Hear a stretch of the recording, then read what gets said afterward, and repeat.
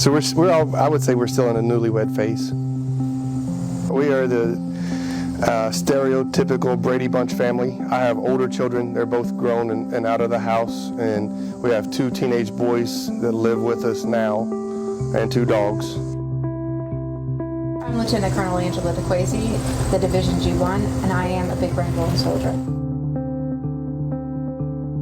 My name is Lieutenant Colonel Jerry DeQuasi. I'm the 1st Special Troops Battalion Commander, and I'm proud to be a Big Red One soldier. I mean, even though we're, relatively new as a married couple, job-wise, we probably have over 40 years of combined shared experiences in the Army.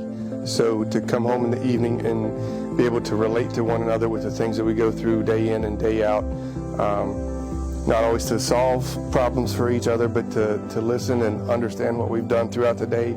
I think marriage has been a bonus for us. Having Jerry know, what it is that I'm going through, it has definitely been a positive impact. But at any given point in time, you always struggle.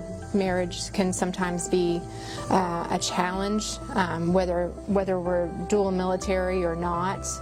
You just have those challenges. I absolutely have used counseling at a couple different points in my career, because again, nothing about anything we do is easy. There are times, I think, in our careers where you can go seek that help, and you don't have to necessarily do it forever, and it doesn't necessarily need to be something that's a bad thing.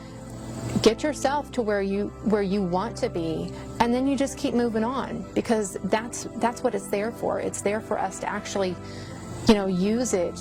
So now we're doing this Victory Wellness, and you go get your wellness check, and I went and did mine a couple weeks ago. I think Jerry did his last week, and the tools that they are providing and the tools that they want us to have access to are absolutely amazing. And quite frankly, I wish that they would have been around 10 or 15 years ago, instead of me having to say I can't do this anymore and seek it out on my own, and the stigma that was associated with it. Now it's amazing. Yeah. Go talk to somebody. Go seek that help, because it's not necessarily a bad thing. It's a great thing when used properly. That's what it's there for. And I couldn't be happier that this is where we're headed.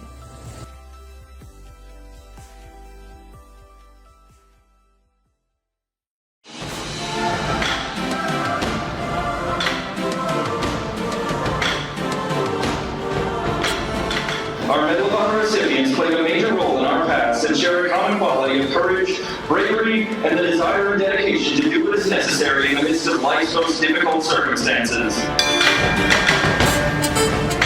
They collectively embody the values that the 1st Infantry Division strives to uphold: valor, virtue, and victory. As part of our celebration, we will memorialize streets in honor of Lieutenant Colonel Rogers, Specialist Force Striker, Captain Rubio, Technical Sergeant Lindsay, Sergeant Neitzel, and PFC McGraw. Although years have passed since their heroic acts, the meaning behind their sacrifices is never tarnished. Etched within are the very values that each recipient displayed in the moments that matter: valor, virtue, and victory. When it comes to warfighting mastery and its significance, arguably that's the most important thing we do in the Big Red One, and it's the most important thing we do as an Army. That is, we have to prepare to fight and win our nation's wars. My name is Lieutenant Colonel Todd Hertling. I'm the Assistant Chief of Staff, G357, and I'm proud to be a Big Red One soldier. The G357 day-to-day duties include 4 primary areas: training, current operations, future operations, and plans. Soldiers and units have several requirements that they have to address before they deploy. It could be a simple requirement like getting your COVID vaccine, and it also involves the series of training requirements that get a unit ready to go out the door and meet potential threats. We're actively involved within the Big Red One in training lethal crews, lethal squads, platoons, companies, battalions, and brigades, ultimately to be ready to deliver at the point of contact However, that doesn't just happen. It takes hard training, and it also means that when we're well at home and in the heart, we can go forward and do our nation's bidding and fight and win our nation's wars. And that's what Operation Victory Wellness is about. It's ensuring that we have a solid foundation and all else follows in our endeavors in warfighting from that point forward. Much of what we do when we deploy is serving an idea that is larger than ourselves, and it does not come without significant sacrifice. So it is important to honor the commitment and service of not only our soldiers, but also our family members who consistently endure challenges and sacrifices on behalf of service to this fine nation that we serve.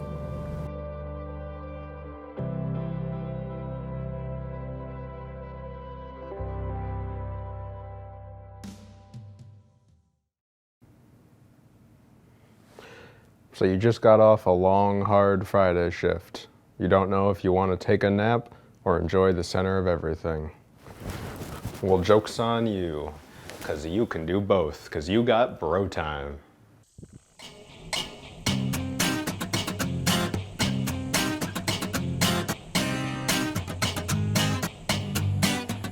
The Kanza Prairie features 3 trails of varying lengths, the first being 2.5 miles, the second being 4.5 miles, and the third being a little over 6 miles. All the trails start in the same place.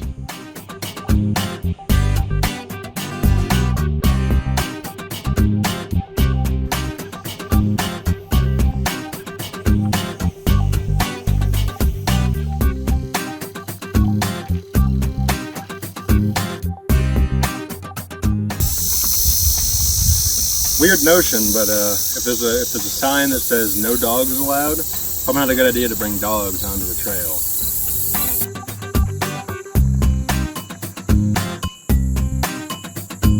The Kanza Prairie Trails are a great hiking location for just about anyone.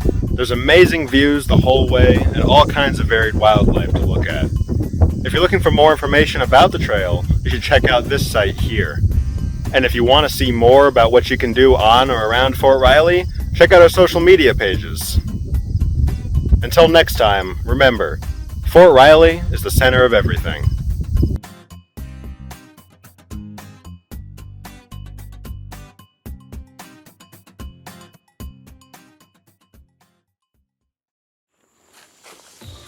My name is Specialist Yoder. I'm a medic here at Fort Riley.